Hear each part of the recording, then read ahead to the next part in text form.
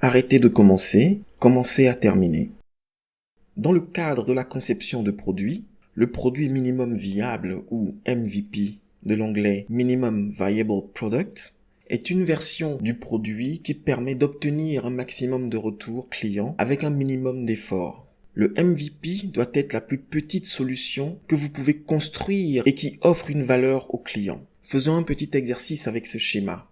Notre exercice est anachronique. Ça se passe en Europe, en 1860, alors que l'automobile n'existait pas encore. Un client, inventeur, nous propose de lui construire une automobile. Notre équipe est composée de plusieurs ingénieurs. On a donc demandé à notre client ce qu'est une automobile. Il nous répond que c'est une machine qui permet de voyager.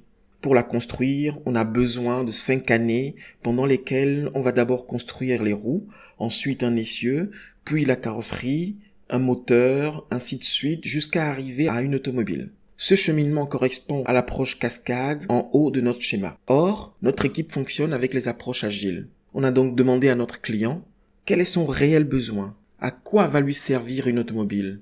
Il nous répond enfin que c'est un moyen de locomotion qui permet d'aller plus vite. Ah, ici, notre client vient de nous donner son réel besoin. Dans beaucoup de cas comme celui-ci, les clients nous donnent des solutions au lieu d'exposer leurs besoins.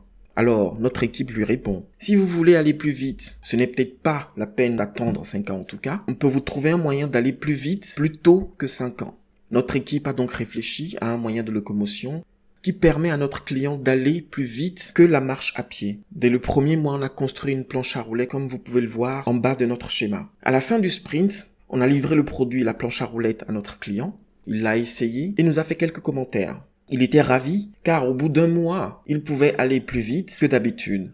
Il nous a aussi dit que la planche à roulettes était un peu instable et nous a proposé de l'améliorer. Au cours d'une autre itération, on a rajouté un guidon sur la planche à roulettes et on a obtenu une trottinette.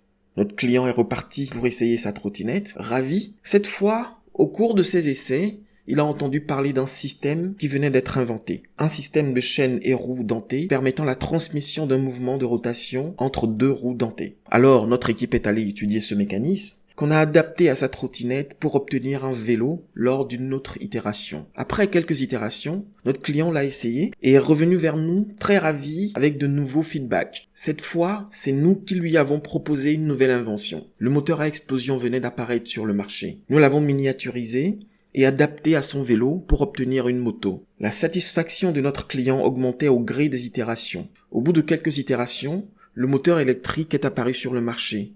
On a donc pu construire l'équivalent de ce que voulait notre client, c'est-à-dire une automobile, mais dans sa version électrique et livrée au bout de 4 ans au lieu de 5, comme l'attendait notre client. Au bout du compte, au lieu de faire un plan quinquennal et le suivre pour obtenir une auto avec un moteur à explosion, on a répondu aux besoins du client le plus tôt possible et nous avons collaboré avec le client tout en étant à l'écoute du marché pour finir avec un produit beaucoup plus en accord avec les tendances du moment. En Californie, Reed Hastings et Mark Randolph ont fondé Netflix, un service inhabituel de location de DVD par courrier. Les clients de leur service soumettent une demande de film via Internet et reçoivent un DVD par la poste. En 1999, Netflix a introduit un service d'abonnement mensuel. Pour un prix fixe, leur service offrait la livraison gratuite et un nombre illimité de DVD, ce que leurs concurrents ne pouvaient pas offrir. La location de DVD est un aspect du service de Netflix qui est toujours disponible aujourd'hui. En 2007, la société a lancé un service de streaming disponible que sur PC. Sa bibliothèque ne comprenait que 1000 films à l'époque, mais le service permettait aux abonnés de recevoir le contenu à tout moment, n'importe où.